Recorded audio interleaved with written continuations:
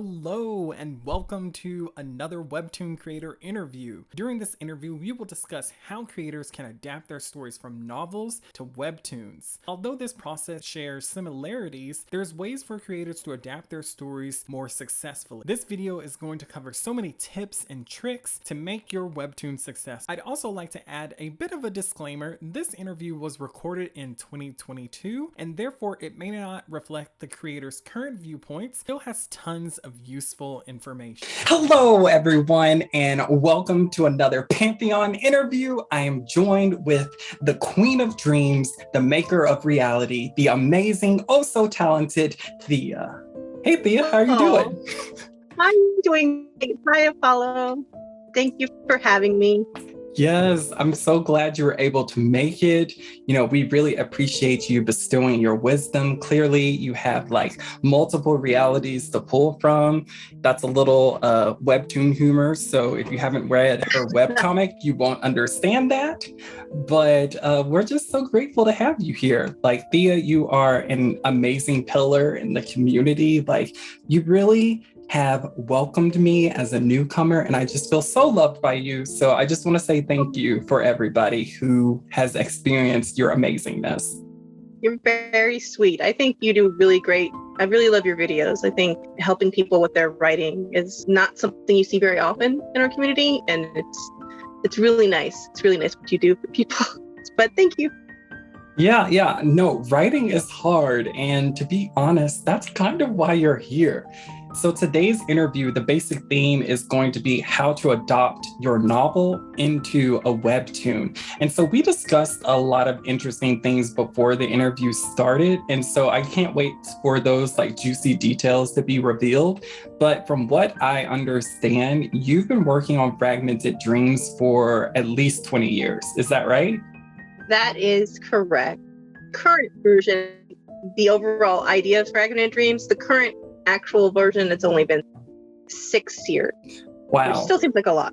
No, that is a lot. That's some dedication to a project. I mean, I love it. And it really shows in your storytelling for the series. Like, I can tell that a lot of forethought was put into this. There's a lot of like inside things that we as the audience aren't privy to yet. But it just makes your world feel so fleshed out. But we'll get into that. I'm getting ahead of myself as usual. So why don't we just start with you as a person? You know, tell us a little bit about yourself. Like, what are you into? Like, what was your childhood like? Whatever you want to share.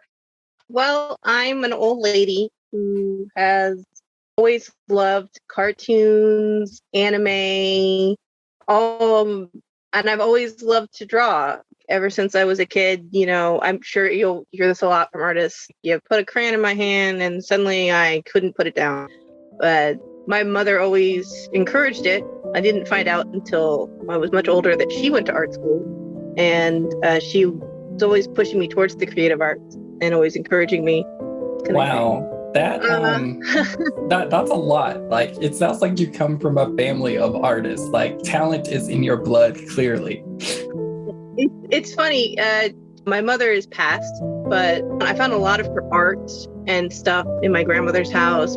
She's got paintings. She was really talented, and she had a really good eye for those things. And when I was a kid, I didn't understand it. When I got older, like, I can appreciate it more. But she gave up her art dreams to make money. She became a nurse, you know, because she couldn't do the things that she wanted with art and make a living. So she still. It was very nice that she encouraged me, but she also told me as a kid, like, you know, find another job because you're never going to make money off of art.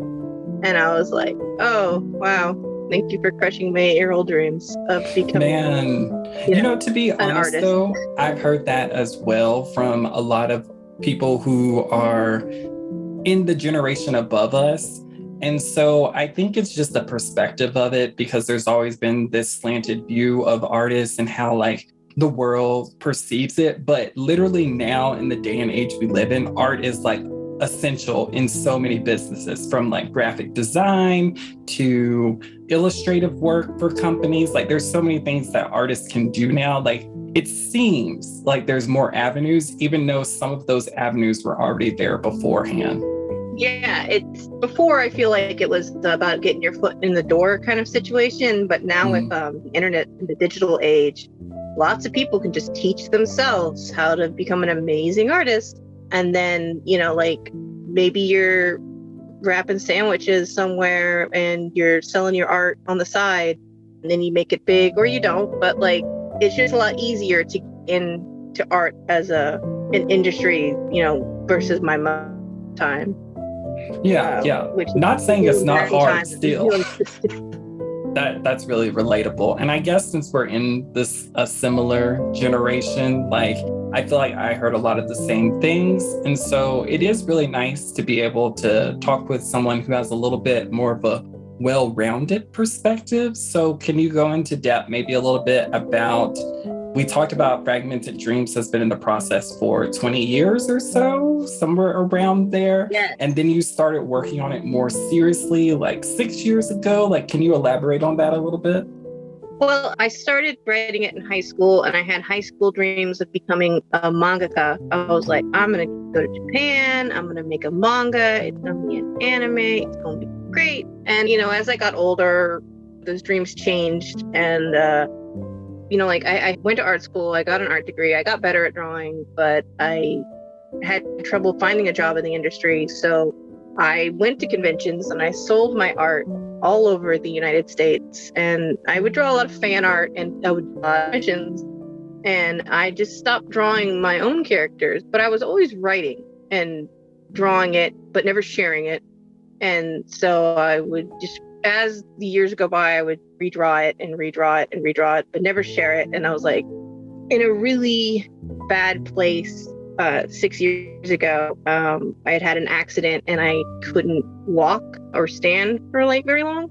And I was depressed, and I didn't do art for 2 years before that.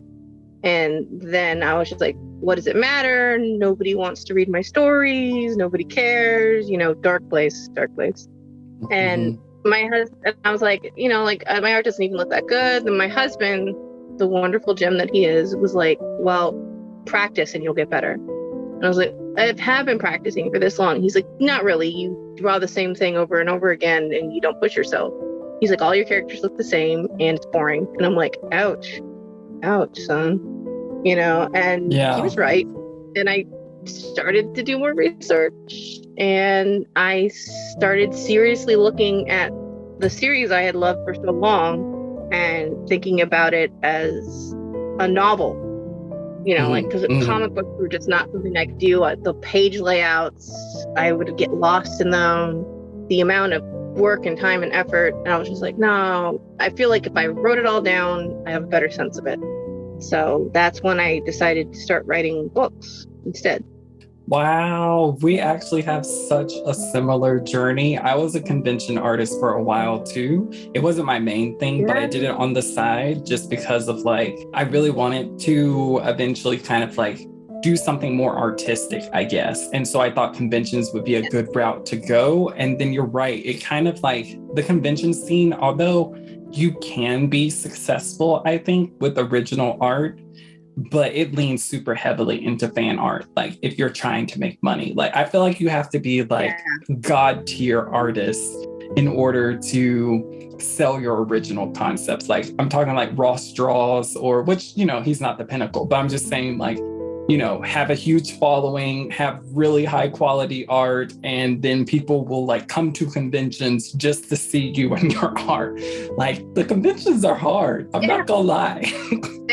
And most of those people get popular by drawing fan art, and then they just kind of sneak in their original stuff. And they kind of, I see a lot of people will get a niche, and they'll be like, I draw things that look like Ghibli but aren't Ghibli, or I draw things that look like One Piece but aren't One Piece. And then they get those fans, and then they push it a little bit farther and they show their original stuff, and people get into it. Yes. But it's the majority of your money is commission and fan art. And, I'm just I spent all this time drawing other people's characters. I want to draw my own. I want people to be as excited about my characters as I am for other people's fictional characters. Yeah, I agree. Same. We're in the same boat. Like literally, we're rowing together. Like I love it. So I really want to touch on what your husband brought to your attention about how, although you've been working on art for so long, you really hadn't improved. And because he's your husband, I'm sure he's supportive of you and he is probably like your biggest cheerleader. But he took that moment to give you some tough love and then you reflected on it. Do you think like that helped you to move forward? Like, do you think? Yes. Okay. I owe all of my current drawing talent to that man. It's weird to say. Like, I mean, I put in the work. It's hard work, but I love him and he's matter of fact. Like, he won't sugarcoat a lot of things, which, you know, like I married him, so I knew that already. He just wants me to be better at, and, you know, like he helped get me character design books and all sorts of stuff, like just to push myself. It's really cool to one, be able to have, I think, an open and honest conversation with somebody about where you are with your skills. But I also think it's important to do it with somebody who you know cares about you and isn't trying to be malicious. Because I think sometimes people will search out critique from somebody who either does not care about them and they'll just say, you know, whatever comes off the top of their head, which they might have good intentions, but you have to be in a state of being able to understand the other person, I think, when it's something so personal to you. And so I think that's so amazing that he did that for you. So shout out to your husband. If you're watching this during the live premiere, give him some snaps in the chat. And if you're watching this after that, comment down below, "We love Thea's husband," like all caps, please. Thank you. It's funny. He actually, when I started the comic, he was helping me with it. If you look at the credits, it says it's me with assistance from, you know, my husband. No, I saw that and I was like, who is this man? I was like, I need him to be my editor. To make a webcomic. Yeah, no, I told him I wanted to make, he's actually more than that. I told him I wanted to make a webcomic, but I was really bad at coloring. And all these webtoons are in color and I can't color.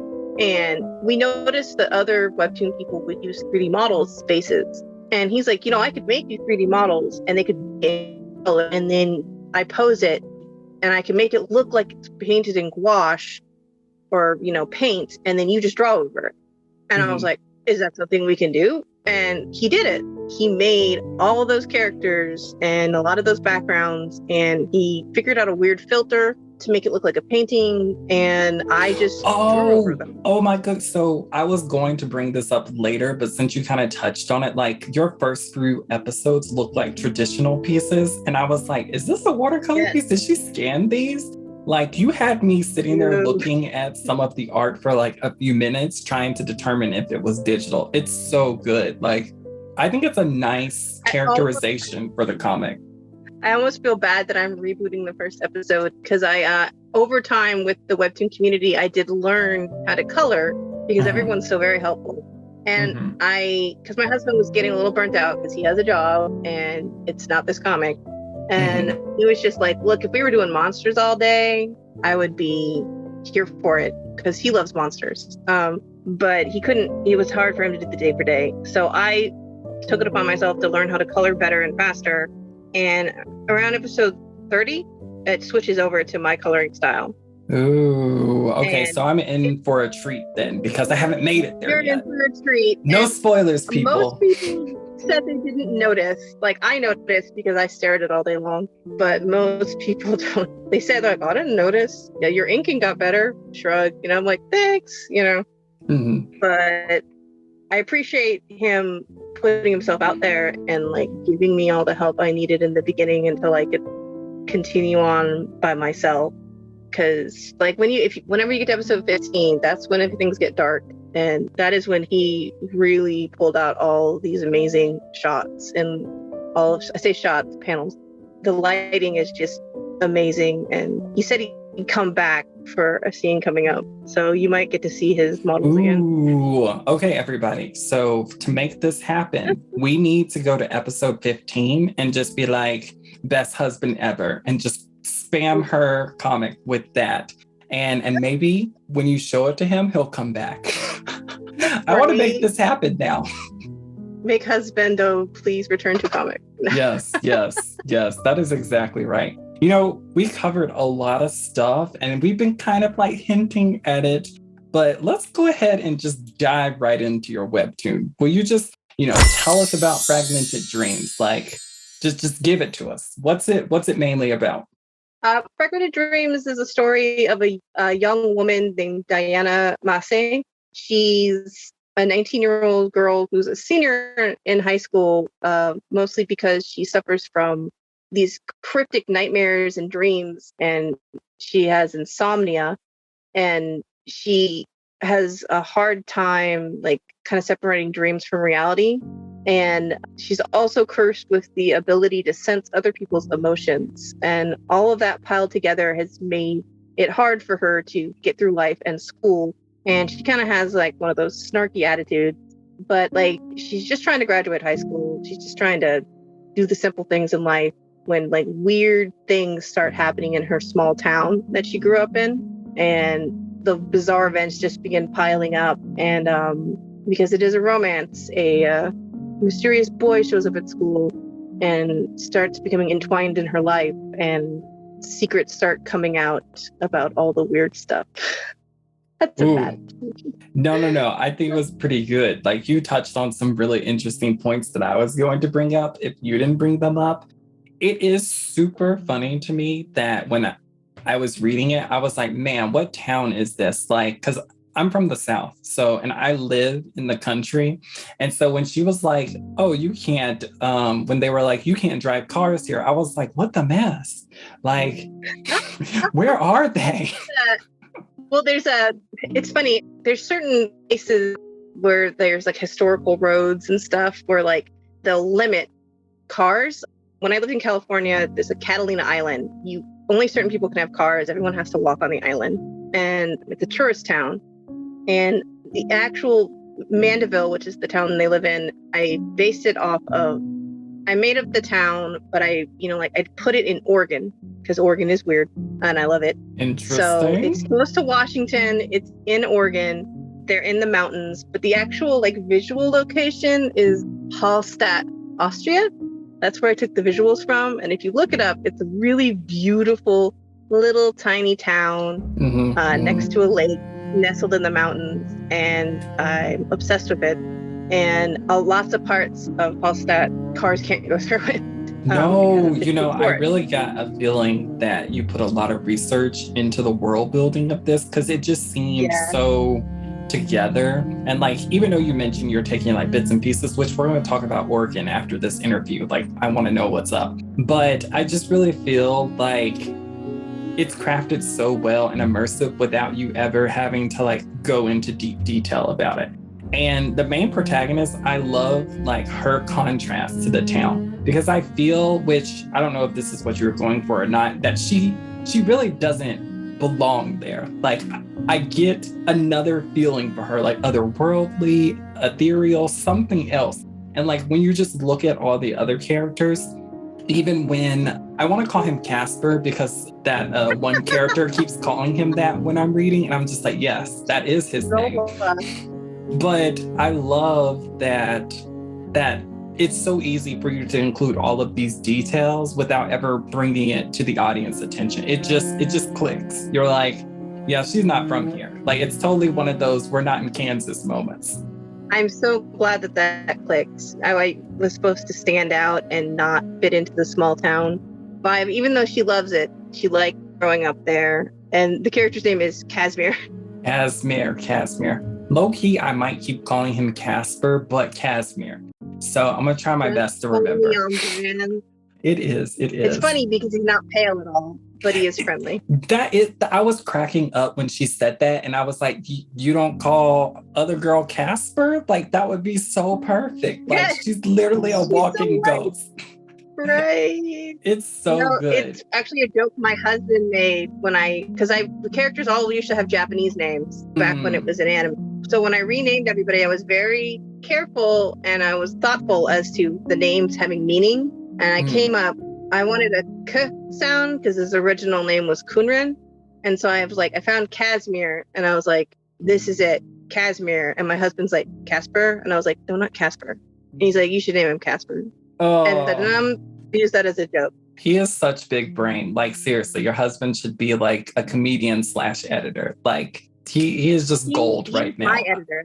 I love it. I love it. Like, low key, if he's trying to freelance, I mean, if you want my husband's opinion on anything, just steel yourself because I was about to say I'm low key afraid because you said he's a straight shooter, and I feel like my feelings would be hurt as a beginner. So like maybe when I get some experience, I can be like, okay, husband, what did you think? And then he'll be like, it's crap, and I'm like, oh, thanks. If he makes a space and it's just like, and you're like, it's bad. And he's like, it's bad. And you're like, okay, well, what's bad? And he'll be like, this doesn't make any sense. Like the first few versions of my book, he ripped it apart. And then literally there's like all sorts of plot points where I was trying to keep because I'm like, they're from the anime times. And he's like, it doesn't make any sense. Why would they do these? Why are they going to the beach again? He really made me be more thoughtful with my writing. So again. That's so good. You know, since you kind of were in the realm of talking about writing, can you kind of walk us through your story creation process? Like, how did you create this story? Like, we've got a little bit of a summary, but maybe a little more details. Well, the original story, it came up because I used to have dreams that were really vivid, and it seemed like they were dreams from another life. And I thought, whoa, it would be really cool. And I guess this is spoilers, but not if you're caught up in my comic. Like even in the first episode, you get who are all these people in these dreams? Are these past lives? You know, like, and I thought, wouldn't it be cool to have a comic where like your past life was trying to tell you something either about the past or the future? And then I like the idea of reincarnation and how somebody would actually deal with that, because you get it a lot in stories where they're like, I'm reincarnated from this person, and like for me, I'd be like, well, where do I start and where do they end and where do I begin? How much of my personality is based off of my past life and who I am as a person? And I would have like an identity crisis. So like I really wanted to create that story. And then the characters, like, again, I took these anime archetypes and I was like, I want the hero. I want the rude guy who's always flirting. I want the fun, bubbly character, you know, and then like as I made the character, you know, I want the mysterious old man. And then I just kind of wove them together and like created their history, and it just got more complex because, you know, like past lives mean a whole other plot happened back then. And multiple timelines. You've got 3 timelines and then Diana's timeline. It's a lot of plot. I think at one point I counted the characters as speaking roles in the book, and I came up to 100 people as speaking roles. Oh man, it's a lot of people. That's crazy. Yeah, like sometimes it's just one line or something, but no, still that's super crazy. Like I could never 100 characters. And most of them I could tell you, like if you go on my Instagram, I don't keep spoilers on my chest except for certain, and you can look at that and you'll be like, who are those characters? They're from Fragmented Dreams? I don't understand. You'll be like, they will be eventually. You know, like I may never get there in the comic because I may like, in all honesty, like if there's no interest in the comic as my story as a comic, then I'll switch over to the book medium and do illustrated book instead. Ooh. I hope there is, but I love making the comic. But yeah, that's big brain though. And I mean, if you do go the illustrated book route and you get a fan base through that, and they really enjoy it, you could always do like some novelists do and then make a comic. Like you would have already started, but you know, you could always come back to it if you really like it and there's a fan base. Get a Kickstarter going, get it funded, and then just go to town. That would so be the dream, to have like your webtoon funded as a Kickstarter for like the entire year or something. That'd be dope. That's so cool. Right.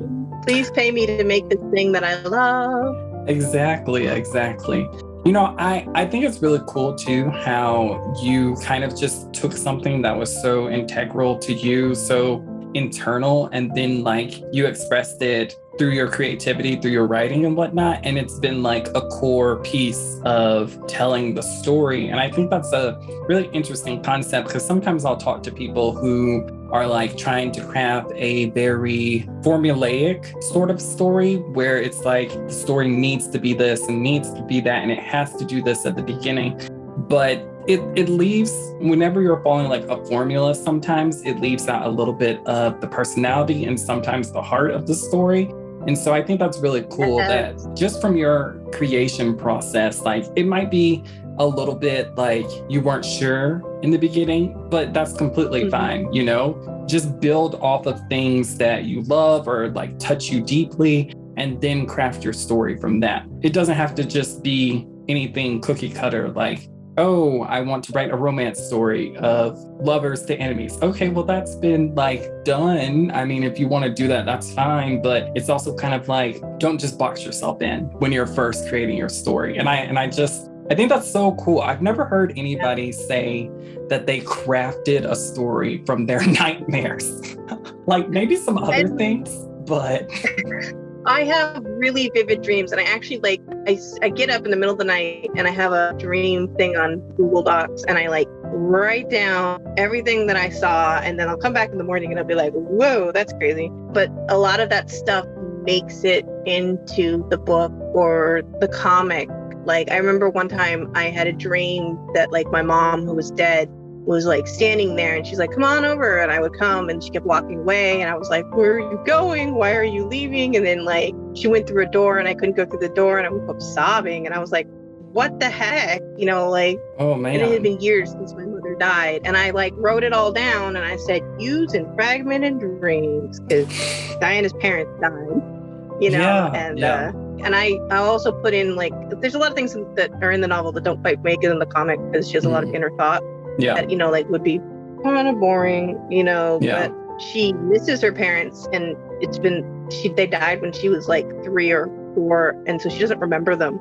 And like I had to fight with that too. Like I don't remember the sound of my mother's voice. I don't have a recording of it, you know, and you just feel that loss. You're like, and I'm like, I hope that I can express that like in the comic and in the novel. I've been told like the people who pre-read it, like, they're like, this made me cry. And I'm like, good. I mean, thank you. That's what I want. Yes. Excellent. Like, no, for real. Honestly, as someone who... I was going to say what you said before about crafting. I am a big supporter of crafting your characters first and then weaving the story around them. You know, pause like right there, because like that kind of touches into our next topic of like, your characters are like amazingly developed. Like they're so good. Like, can you kind of get into that a little more? Like maybe some of your reasoning behind how you crafted the characters, why you made it a diverse cast. Like, can we get into some of that? Yeah, I love when people say that, you know, like they see themselves in my characters, or that they think my characters are unique and or different or like real, you know, like that fills me full of joy, because I do spend a lot of time thinking about them and like role playing in my head how like they react in certain situations, and I try to think deeper, you know, like even like if I, you know, like this character is a bully, but why are they a bully? Like what happened in their childhood, or maybe they had a fine childhood and they just had jerk parents that raised them to be a jerk. You know, like for Diana, a lot of her childhood shaped who she is as a person, and then her ability to sense emotions means that she can always know when people are lying. So you lie to her face, it makes her irritated, and then other people's emotions pour into her. She's upset. If you're happy, she's happy, and like it's just overwhelming and draining. And on top of the fact that she can't sleep because every night she dreams of dying, I was like, these are the reasons why she's a grumpy character. When I created her, I just followed the anime tropes, and I'm like, main girl is bitchy and irrational because it makes for good fighting with the main guy, you know. Why does Kaoru yell at Kenshin? I don't know, because she's nagging him. Like because she can. Right. You can, because you want the girl to be like, no, I'm angry. And I'm like, why is she angry? Right. Like she's a cardboard cutout that is put on the stage to be angry at the main character for no reason. Yeah.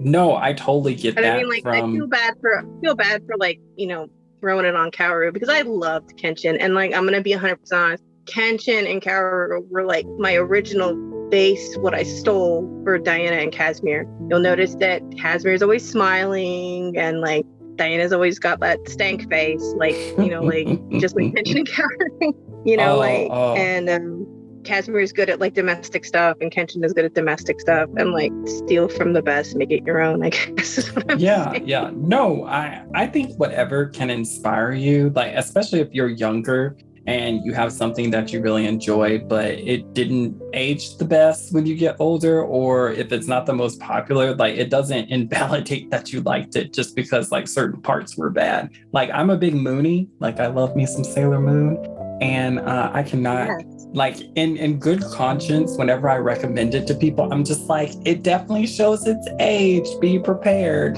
Especially if you watch the 90s version, they have segments on there for like how to be a better person at the end of every episode. So I'm just like, be prepared. It shows its age. But no, I think that's cool. Like pulling from places of inspiration, like it did affect you some way. And pouring that into your characters is such a good way to develop them. Because when you're kind of like doing character studies with writing, like you're thinking outside of the box of why the character is like this. And if you can't come to any valid reason, then if you can't come to a reason as the author, like how do you expect the audience to come to a reason? And sometimes, I mean, exactly, the audience isn't gonna like it. Like even if they're not, the audience is smarter than you think, and if there's no reason behind behavior, they're gonna be like, if you're just trying to get from plot A to plot B point, like, and the characters have no good motivation or reasoning for doing these things, it's forced and wooden and sad. Yes, agreed, 100% agreed.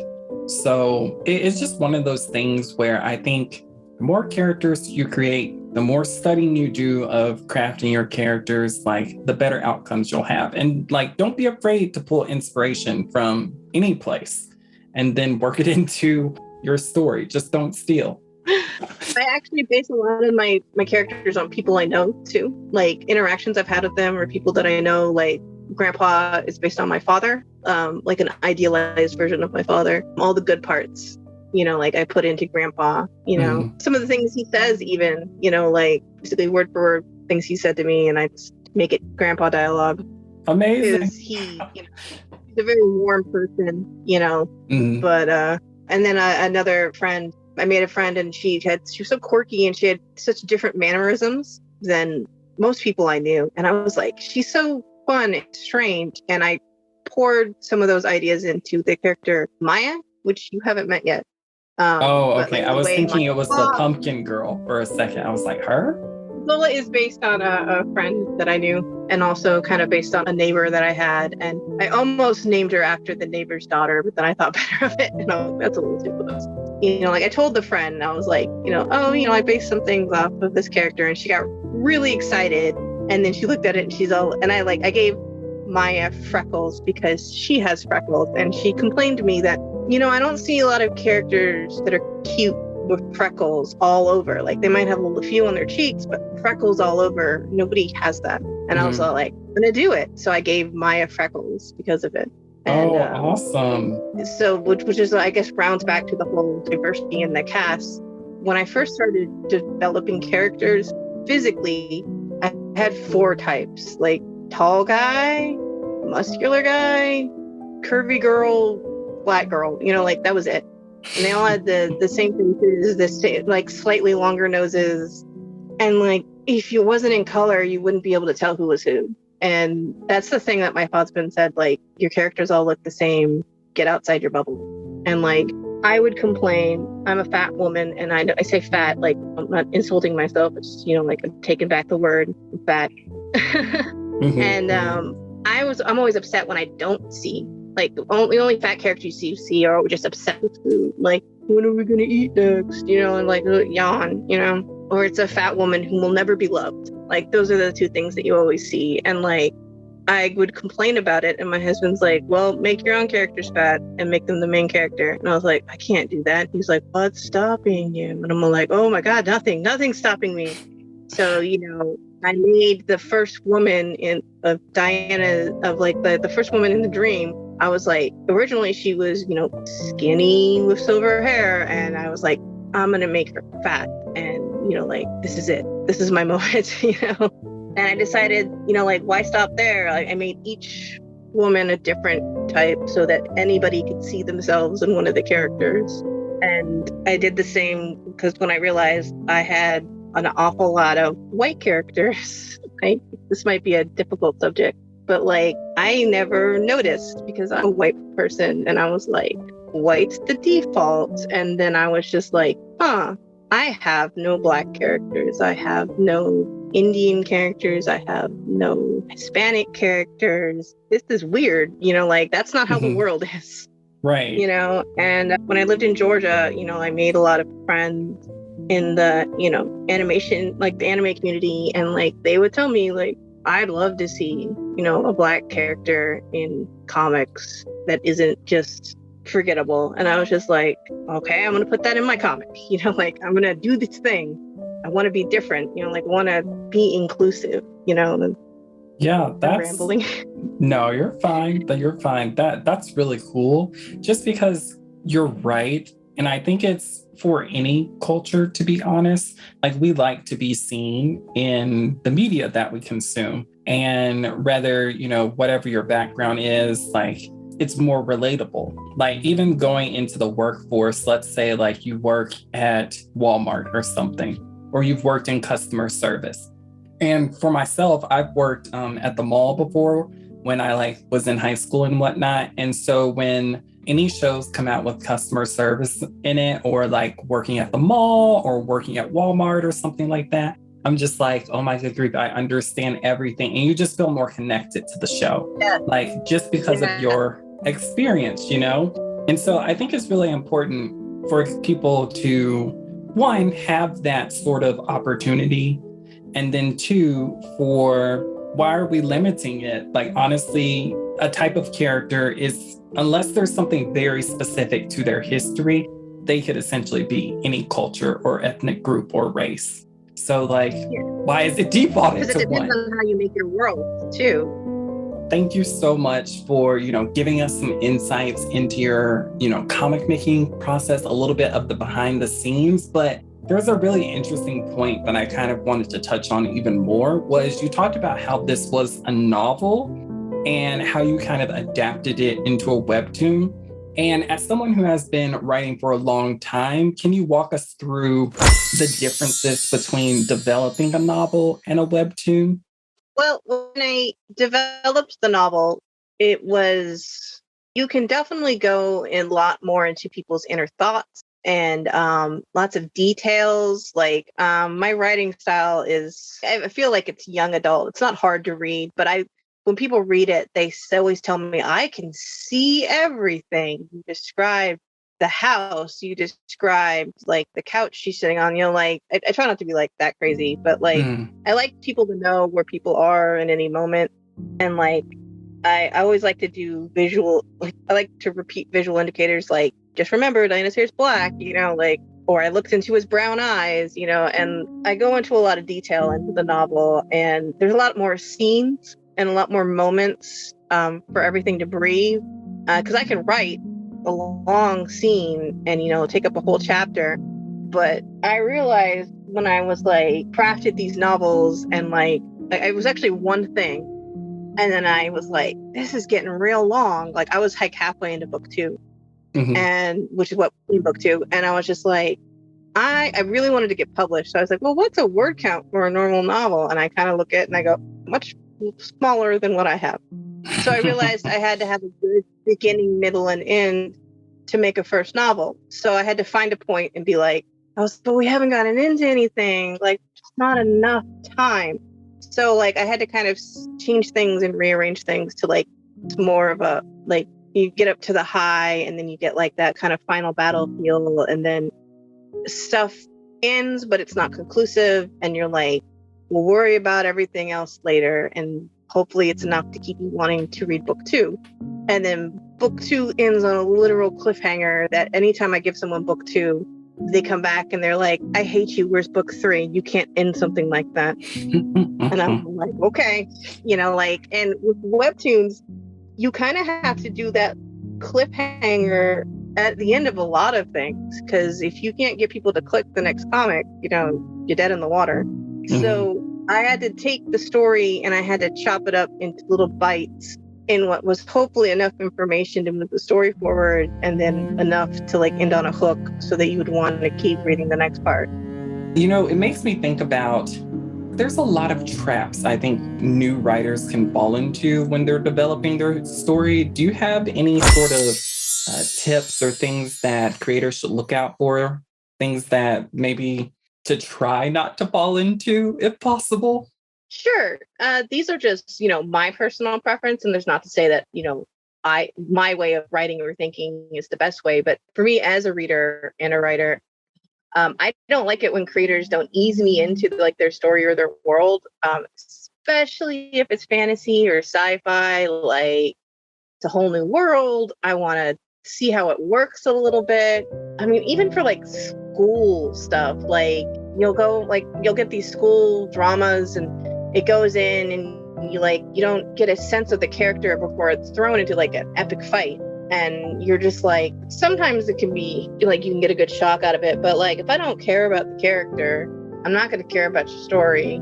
And even like, it doesn't have to be a lot. I don't need you to drop your entire backstory in like the first page scroll. Just show me their day, show me how they interact with the people around them. Like you could do a lot of show not tell. Like I really like show not tell. Like show me how they eat breakfast, show me how they interact with their parents if they have any, like, or show me their day-to-day if they're in a fantasy world. Or I just feel like they get focused on the big plot and they don't worry about the characters. Really push towards getting to the air quotes good stuff before, once again, I care about the characters. So ease me in and then let it take off. Yeah, that I think framing is really important. Like if the readers can't connect to the characters, since that's basically how they're perceiving the whole story, sometimes it can really affect the story. So with that in mind, you were kind of giving us a little bit some tips. Do you have any other tips that you would give to help creators transition their story into a webtoon? Maybe if they already had it as a novel? I took my novel and I broke it down into scenes. And then I looked at each scene and I thought about what was the most important thing I was trying to tell in the scene and whether or not I wanted to spend time drawing it. Like there's a lot of things in the novel that got cut. Diana talked about like in a paragraph, she just talked about how, her parents died and she went to foster care and like she got taken in by an aunt who stole a bunch of stuff from her. And like, it's not a very good first webtoon. Like people are like, that's nice, shrug. Like that stuff can come up later, if at all, through a different kind of exposition, I guess. But I had to cut it, even though I spent a lot of time on it and thought into it and writing for it, but it didn't work as a webtoon. It wasn't interesting. So, I took the scene and I tried to like, once again, find a hook for the end of each episode that hopefully kept people wanting to read the next part. And another tip I would say is some people can do it, but I like to have a little outline. The scenes that I like, and then I think about what kind of shots that I want, and then I kind of break it down by panel. And if I run in the beginning, you'll notice I have a lot of panels, and that's as a Webtoon Canvas creator, you're not getting paid. So doing an original amount of 60 to 90 panels an update will break your soul very quickly. So I found that like 25 to 30 was a good number.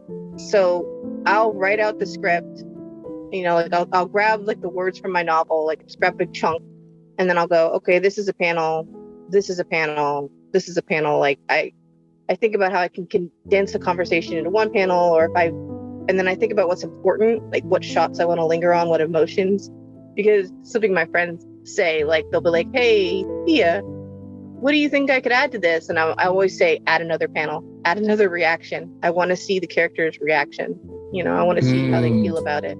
So you'll notice I have a lot of shots where nobody says anything, but you see a facial reaction. And that's just how I like to do it. I think that's really good.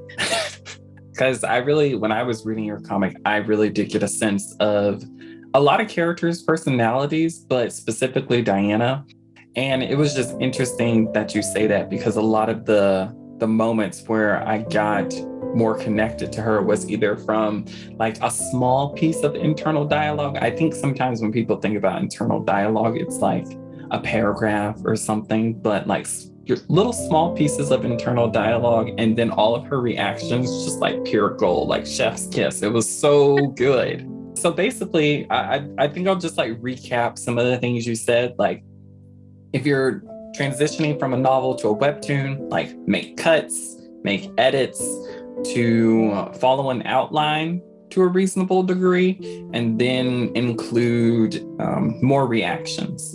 And I think that's really important because a lot of novel writing, those paragraphs where the character, it not necessarily internal dialogue, but descriptive language, that's what it is. So a lot of novels really rely heavily on descriptive language to convey, you know, the emotions, the mood, the tone, convey the character's internal thoughts so that the audience has a more well-rounded perspective of what's going on. But with like comics, it's just a little different.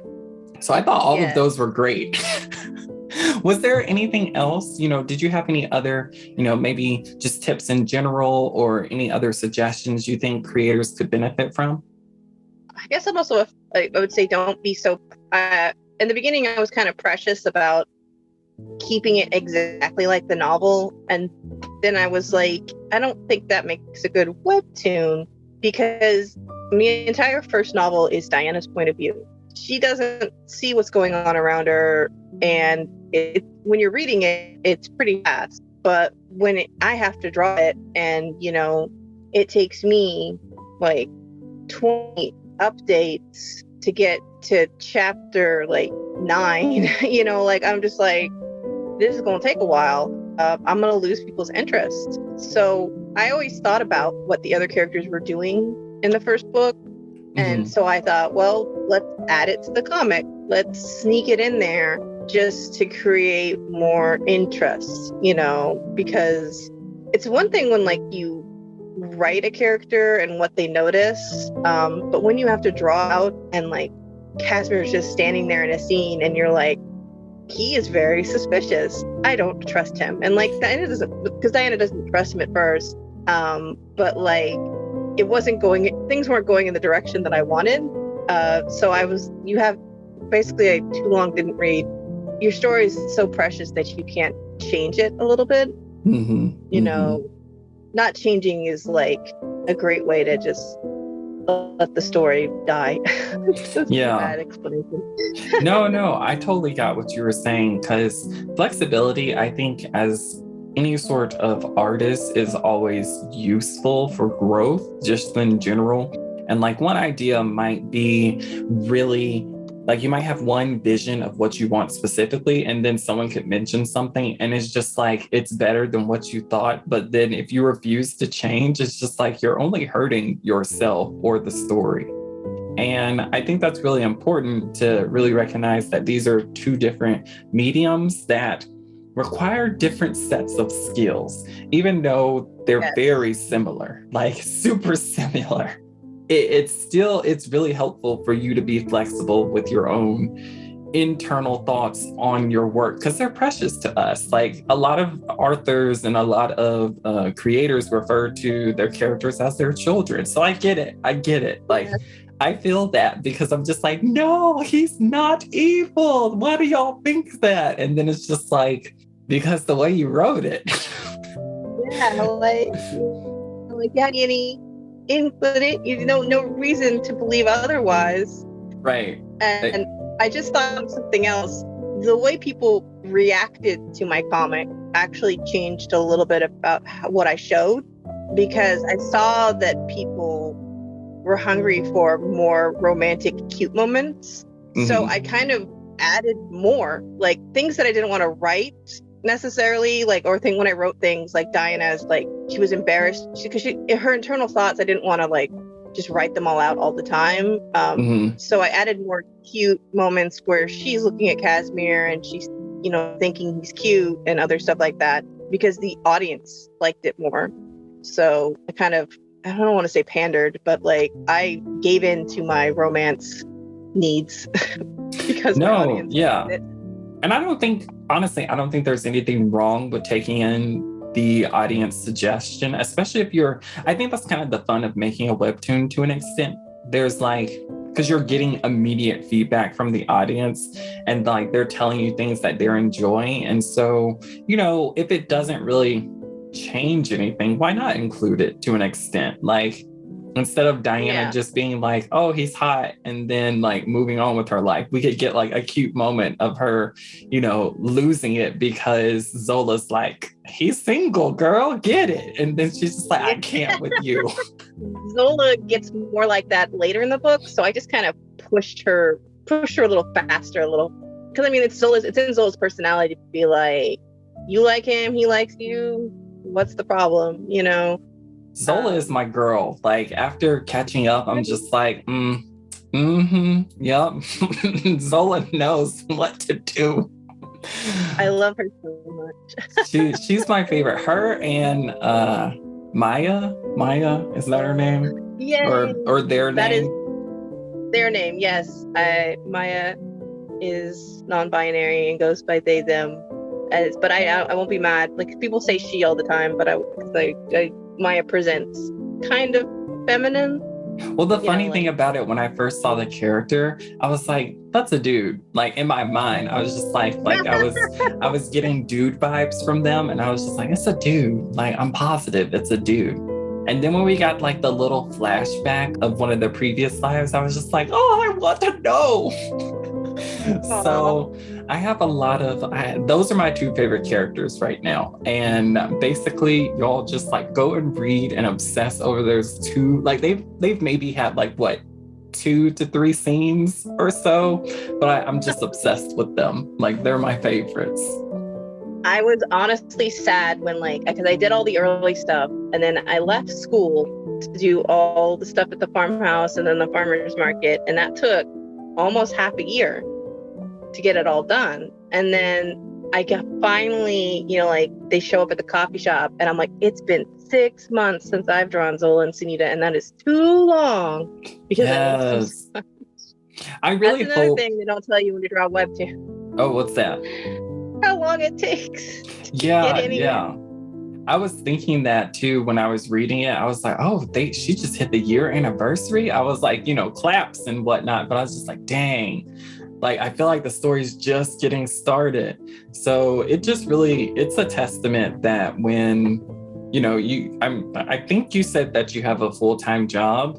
Like, having a full-time job, then being married and having other, responsibilities floating around in your life, it makes it really hard to work on a webtoon. So the fact that you're able to even get to this point is amazing. Like, it's so much work. I'm very proud of doing it. And I have to say, it's probably my motivation is that I sat on it for so long. 20 years of thinking about it.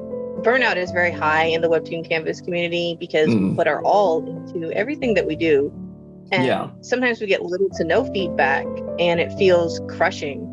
And I would recommend, I guess, do something you really love, a story that you really love, and it adds a little bit more joy to it. And I have 20 years of loving this story. I'm just like, yes, I'm finally doing it. I'm finally putting pictures on paper and there are words. People are reading it. It's exciting. Yeah.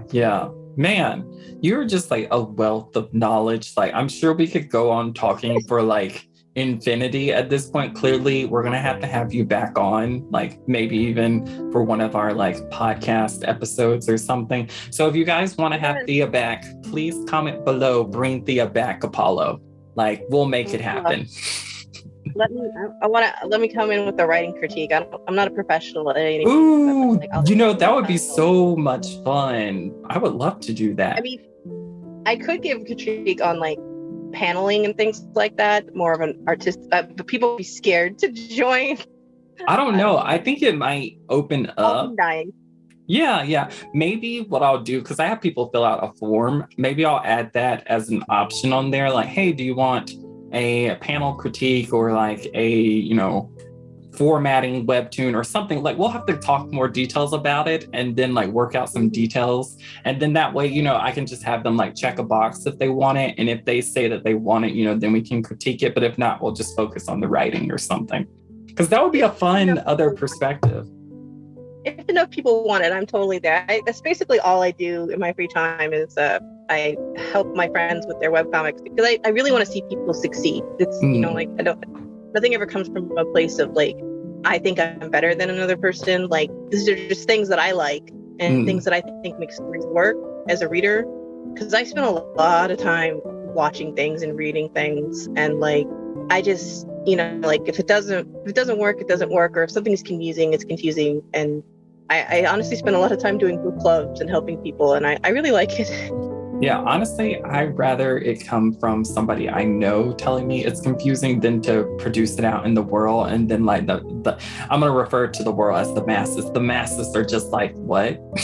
That made no sense. Oh, like, God, right. At least you can get some sort of like clarity or help beforehand. So, since we're branching out into, a little, I think this is probably the part everybody wants to hear is like the juicy thoughts on Webtoons as a company. So like including Tapas and any other thoughts you have on any of the other free platforms or just like the community. We're going to really start getting into that. So as we were discussing, Webtoons are a lot of work. So you kind of touched on it already, but what made you just decide to focus on creating a Webtoon over doing a novel? When I was writing the novel, I spent a lot of time thinking about scenes and drawing scenes and developing like what dress is the character wearing, what outfit, like what does the school look like? And like I just spent so much time pouring all this research into it. I was like, I'm gonna start drawing pictures. I'm gonna make it a illustrated novel. That was the plan. And then I found Webtoon, or rather Webtoon bombarded me with ads on Facebook. And I was just like, what is this? And I think 2 years ago, I'd never really heard of Webtoons. And I was just floored by how you could tell a story with the scrolling method. And I was just like, whoa, whoa, whoa, whoa, whoa. This is like looking at stills from a TV show. And it's just this beautiful, long painting of art that just flows into a story. And it's really easy to follow. And I'm like, I just loved it. Like, just read so many Webtoons. And I was like, someone's like, yeah, you can make your own and upload it. And I'm like, I'm sorry, you can do what? And I just was like, okay, well, I spent all this time working on the novel and like I submitted it to publishers and nobody was interested. So I was just like, maybe try to do a comic again, because Fragment Dreams was a comic that I turned into a novel, and then I turned it back into a comic. Oh, man. And full circle. Full journey right there. Wow. Right? Wow. So that go ahead. No, I was going to say I studied Webtoons for like months while I was developing all the visuals for my story and begging my husband to help me with models and coloring. I just loved it, and yeah, that, no better reason to do something than because you're either passionate about it or you really enjoy it. So, I mean, that just makes sense. And I think a lot of creators I had a similar reaction when I found Webtoons. I was like, maybe because I was doing art and working on my novel at the same time. And so I was just like, I can do them both. What is this madness? Like, I don't know why comic making never came up in my head as like an option. I was just like, I could have done that instead of doing that, So I think that's really cool. And I'm sure you've learned a lot. Like, when did you start Fragmented Dreams? Like on Webtoons? On Webtoons, it's only been a year and a bit. Like, I gotta say, like, that drawing nonstop for, like, even for drawing nonstop for a year, my art has improved a lot. So much so that, like, I'm going back and I'm redoing the first episode because my line art has just improved so much. But I worked on the putting of like figuring out the world and the characters and the designs and how I was going to color it. Like, I worked on that for a good 4 or 5 months before, and then I got about 6 episodes done before I uploaded to Webtoon. And if I had been smart, I would have broken those episodes up into smaller pieces, and I would have had more of a buffer. Oh, to all my Webtoon creators out there, They either have the buffer or they don't. But most of us do not have that buffer.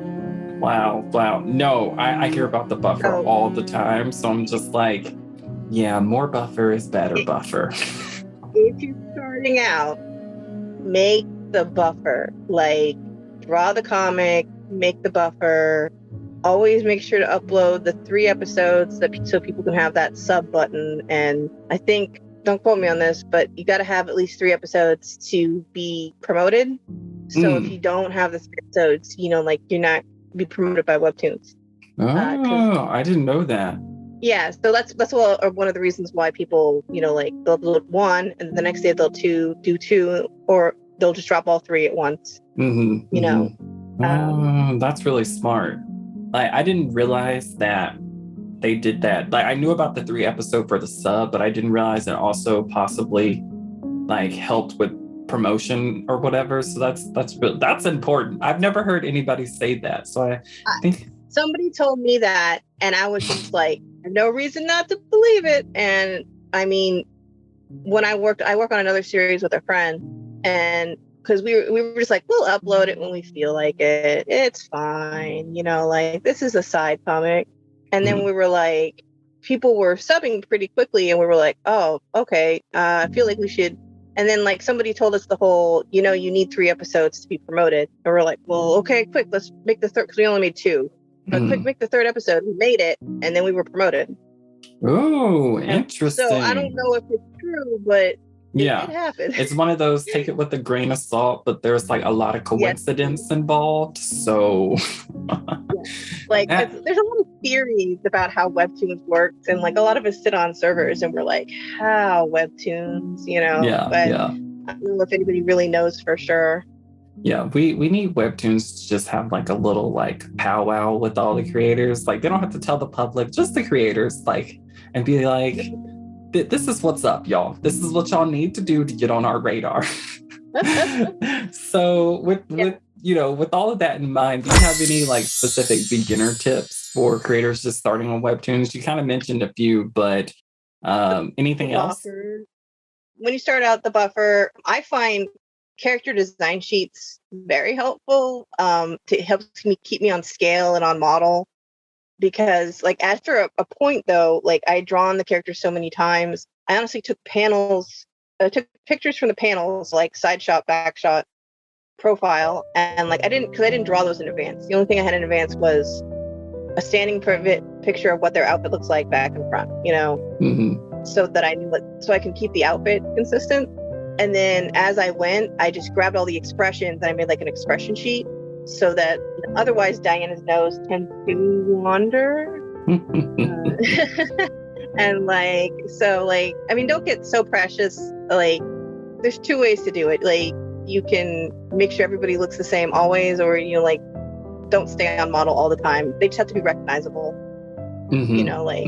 Most people aren't going to care, because it takes.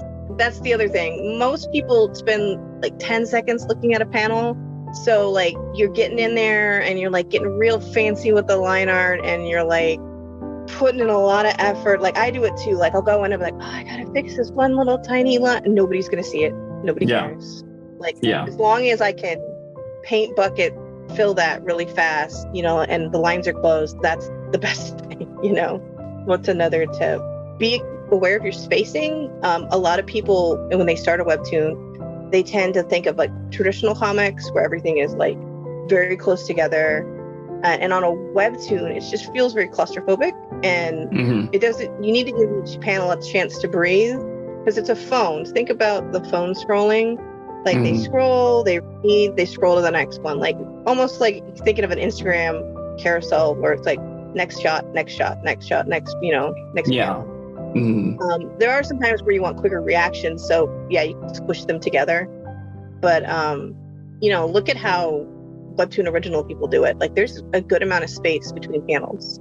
Even if you have Flip Studio, there's a thing that you can turn on that'll show you the edges of a phone screen, so you can tell whatever you're drawing, what it will look like inside a phone screen view, which helps me a lot to like rein in my panels, because I tend to like, if it's too long, too big, like if you have to scroll to look at one face shot all the time, like it's too big, So Mhm. it's hard, and you'll probably make mistakes. I know I made a bunch in the beginning, but I believe in you. You can do it. It's practice. I believe in you guys too. Y'all could do it. We all could do it. I think it is just one of those, the more you do it, the better you get at it, the better your eye gets. It's kind of like that thing where they talk about like artists get to kind of like a plateau sometimes where like in their mind it looks better, but they haven't learned the skills to make it look like what it looks like in their mind. And I think it's the same with Webtoons. Like you envision the way it looks in your mind, like scrolling on the thing, but then when you execute it, it's maybe not 100%. And so it's just figuring that out as you go. Yes. And I would say one more thing. Mm-hmm. Look at how storyboard artists storyboard stuff, because how storyboard artists make and figure out, like I say, shots for television or animation will really help you with Webtoons. Because there's like line of sight, like where people are standing, like how shots that are like over the shoulder, above, like there's all these techniques for storyboard artists that are really helpful for making Webtoons. And some of the best Webtoons that I read use storyboard artist elements, and it feels like you're just watching a movie, but it's a comic. Right. Ooh. And there's a podcast interview with what is his name?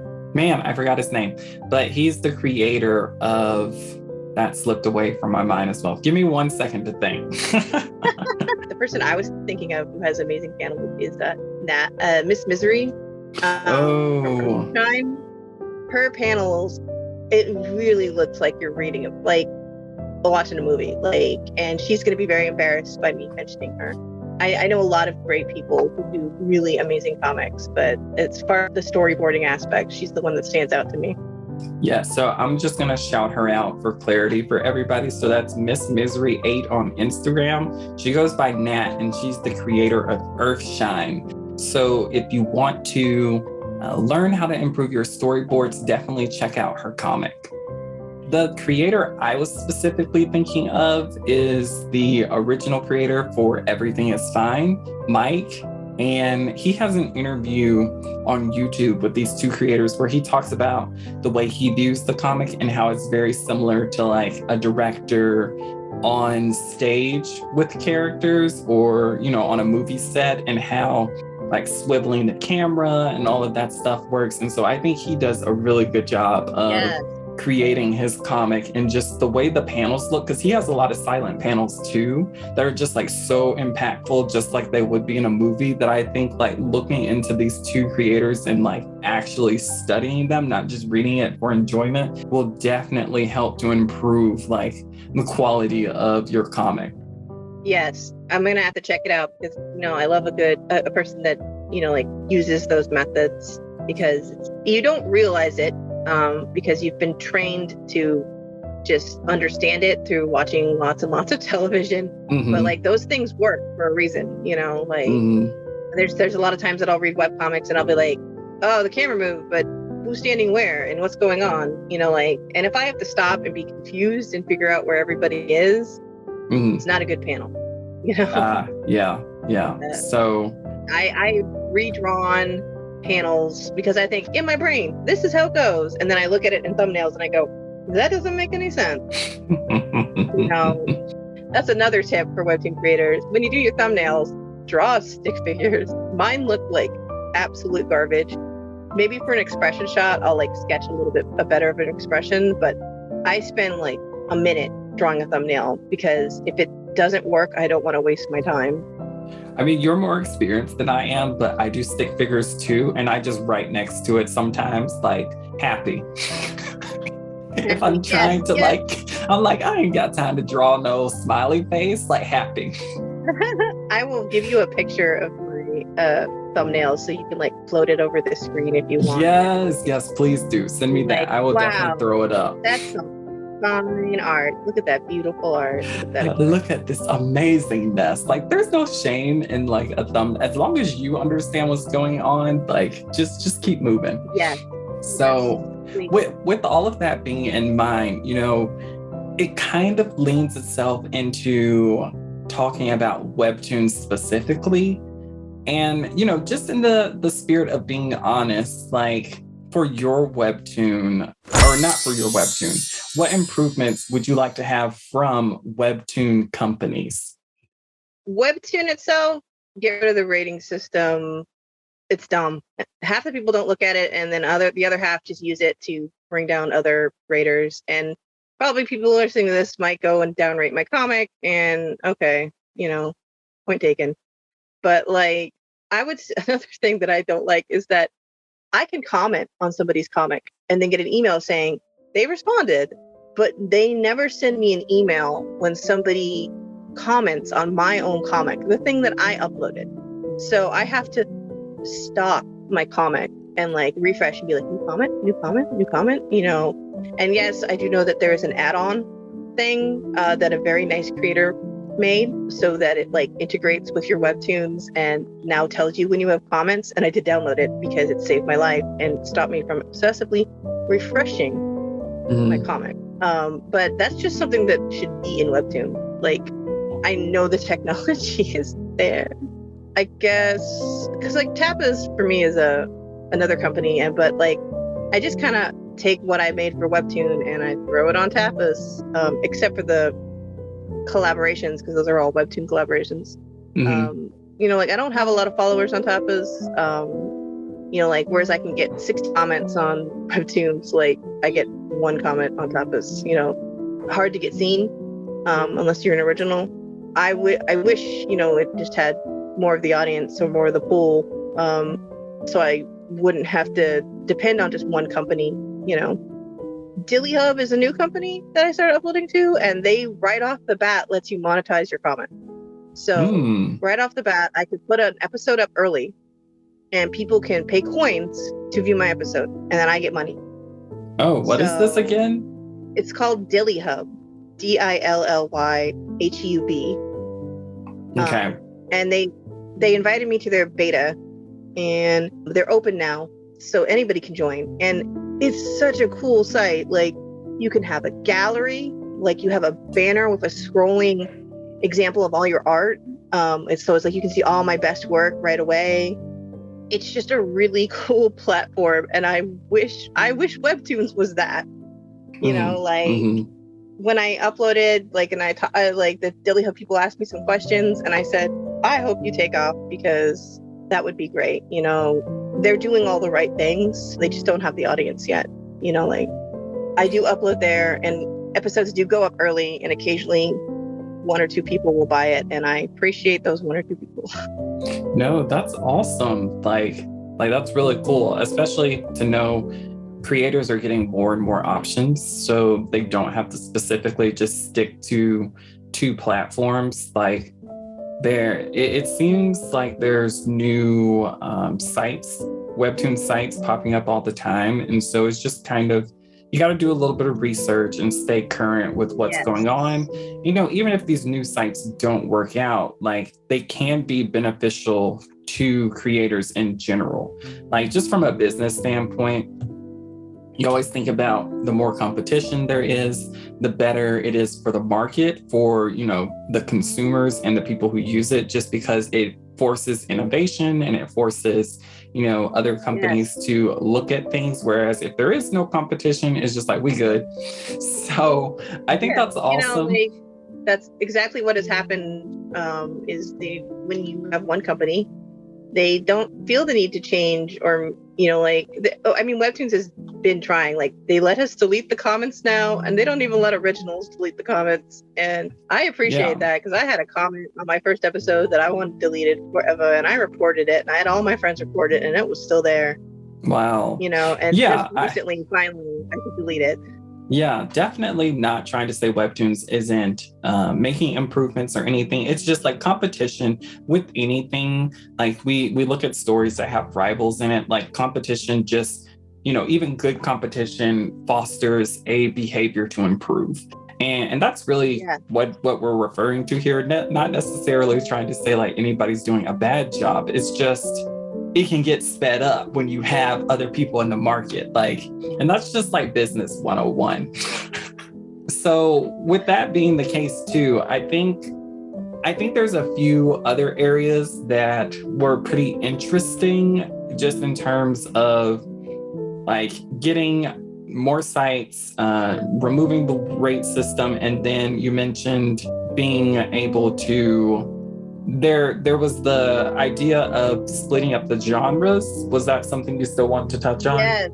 Yes. Some of the genres are just really kind of big and bloated, and it's really hard to like be seen in them, or because being in the top 30 can really help, because a lot of people will just go to the top 30 and be like, what's good, and in romance and in fantasy, the top 30 doesn't change a whole lot, and like there's so many people, you're just fighting and scrambling to get noticed. And sometimes like fantasy's so, even like sci-fi, like can we get soft sci-fi and like high fantasy. Remember the break of sci-fi, but like for fantasy, like modern fantasy, like I would love to be in modern fantasy for things. There's just so many things, and even give it a girl love and a boy love section. Like let people have the girl love and the boy love section.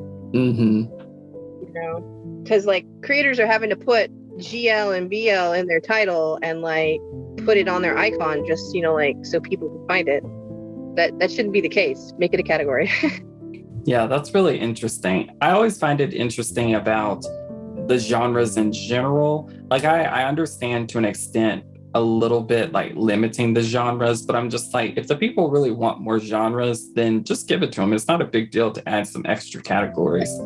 But they limit the genres, but then they give you zombies. Oh yeah. That's a really specific genre. It is. It is. That's funny. You're gonna give me zombies, but you're not gonna give me modern fantasy or like different sets of romance, because some sets of romance people are not into. It'd be nice to break it down, or at least have let people put in 3 tags or something, because Tapas lets you put in 3 tags. So I can be found in supernatural, and I can be found in fantasy and romance.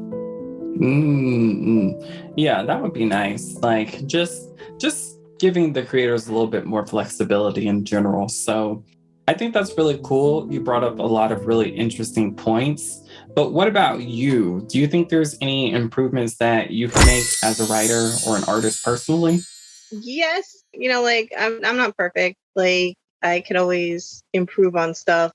I'm always pushing myself to get better at coloring, and I'm always thankful for all my friends for helping me give tips. And like basically I see something I like and I go, how did you do that? And they'll teach me. And if it works for my comic, I'll use it. And if it doesn't, I won't. But because I feel like I've improved so much in a short amount of time that I'm like, what can I work on that I'm not already working on? Even like I'm staring at an old picture of a character, and I didn't know how to draw ties. And so I just have the tie like going into the side, like, I don't know, like the top of the tie. It's just wrong. And like I had a friend be like, that's not how ties work. And I was just like, how do they work? And they taught me. And then now I draw them much better, So but that's a very specific thing. But a more general thing would be something in Webtoons that I forget to do is rehash old information.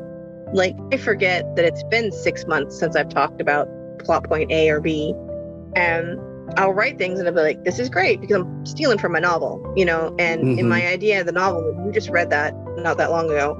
But in Webtoons, they haven't talked about like, the open house. They haven't talked about it for 7 months. And I threw up the episode, I looked at it and I'm like, this is confusing. And so I sneak edited some words. And it's like, it seems a little repetitive sometimes, like always having characters like say characters' names, but sometimes it doesn't feel natural. But for me, the reader, it helps me go, yes, that person is Casimir, like, or, oh, okay, that's what they're talking about. In the beginning, I didn't want to, when Diana had her emotions, I just wanted colors to be your indicator. Like, like blue is sad, pink is love. And I'm like, that makes sense. But a lot of people they kind of associate colors with feelings, but they don't really think about it as hard as I do. So they wanted words. Like, I got feedback where people were like, could you just put the words on it? Like, if they're feeling happy, put happy. If they're nervous, put nervous. And I'm like, okay. If, like, if it's confusing to the readers, I'll change it. Because when I'm writing it, she's like, I could feel that this person was nervous.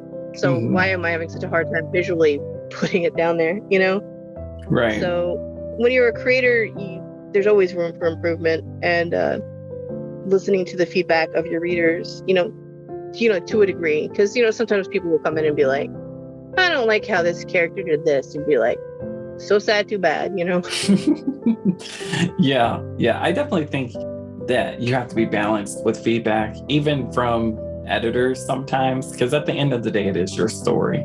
And I do think like it is important to keep improving, like being stagnant, since there's no limits to art forms, really. Like, you can get to a certain standard, but even like professionals who have been in the business for years, I'm talking like, big names, they still talk about how they're improving. And it's just like, but you've been doing this for 50 years. Haven't you met the standard? No, they haven't. Still take life drawing classes. You can still do color studies. You can still do environmental studies. Like, that's another thing you can do when you're doing your webcomic. Before you hit that point in a story, like, you're like, I want to make a beautiful mermaid lagoon. Draw it before you get there. Practice it. And then it'll be better for your webtoon, Exactly. So I really appreciate you being really honest about things that you've improved in your story. Because especially for me as a reader, as I was reading it, I didn't even realize, because I do a lot of color association myself with like emotions and mood and stuff. And I didn't realize that you had even put the letters, like started writing out what the emotion was whenever Diana was using her powers, until there was one episode specifically where it was like really obvious. I think it was the episode with the teacher, and it was like he was angry or something. I was just like, oh, she's writing that now.